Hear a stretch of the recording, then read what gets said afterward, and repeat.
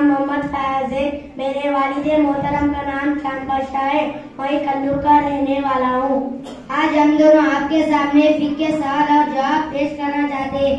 आप तमाम से गुजारिश है कि गौर से सुनिए।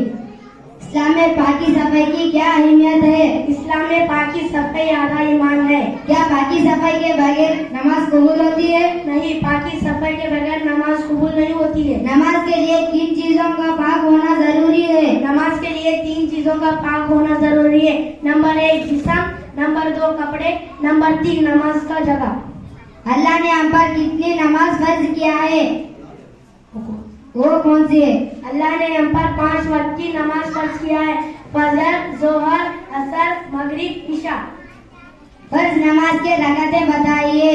फजर के 2 रकात, जोहर के 4 रकात, असर के 4 रकात, मगरिब के 3 रकात, ईशान के 4। नमाज किस वक्त पढ़ना अफजल है? नमाज ईशान के अलावा हर नमाज के उसके अव्वल वक्त में पढ़ना अफजल है। नमाज किस के दरमियान फर्क करती है? नमाज मोमिन और काफिरों में दरमियान फर्क करती है। क्या वजू के बगैर नमाज कबूल होती है? नहीं, वजू के बगैर नमाज कबूल नहीं होती है। क्या वजू से पहले बिस्मिल्लाह कहना जरूरी है? हाँ, वजू से पहले बिस्मिल्लाह कहना जरूरी है। क्या वजू में सर का मसा पूरा करेंगे? हाँ, वजू में पूरा सर का मसा करेंगे। सर का मसा कितने बार करेंगे? सर का मसा 1 बार करेंगे। मुसलमानों का किबला क्या है और कहाँ है? मुसलमानों का किबला काबतुल्लाह है जो कि मक्का में मौजूद है। नमाज के लिए किबले की तरफ मुतवज्जो होना जरूरी है? हाँ, नमाज के लिए किबले की तरफ मुतवज्जो होना जरूरी है। क्या नमाज के लिए नियत करना जरूरी है? हाँ, नमाज के लिए नियत करना जरूरी है। क्या नियत जबान से अदा करेंगे? नहीं, नियत अल्फाज के साथ जबान से अदा नहीं करेंगे बल्कि दिल्ली में उसका इरादा कर लेंगे। क्या मर्द औरत की नमाज में फर्क है?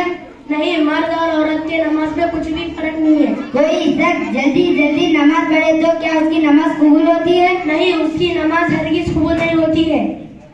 तकबीर तहरीमा किसे कहते हैं? नमाज की पहली तकबीर को तकबीर तहरीमा कहते हैं। क्या नमाज में हर रकात में सूरह फातिहा पढ़ना जरूरी है? हाँ, नमाज में हर रकात में सूरह फातिहा पढ़ना जरूरी है। जमात के साथ नमाज अदा करने का क्या हुक्म है? हर मुसलमान के मर्द के लिए नमाज जमात के साथ मस्जिद में जमात के साथ अदा करना। जमात से नमाज पढ़ने के लिए कम से कम कितने आदमी होना जरूरी है? कम से कम 2 आदमी होना जरूरी है।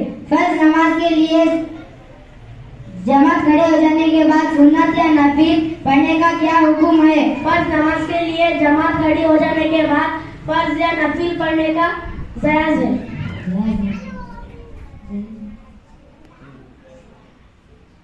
आखिर में अल्लाह ताला से दुआ है कि फिक्र सवाल जवाब याद रखने की तौफीक अता फरमाए। आमीन। अस्सलामु अलैकुम व रहमतुल्लाह।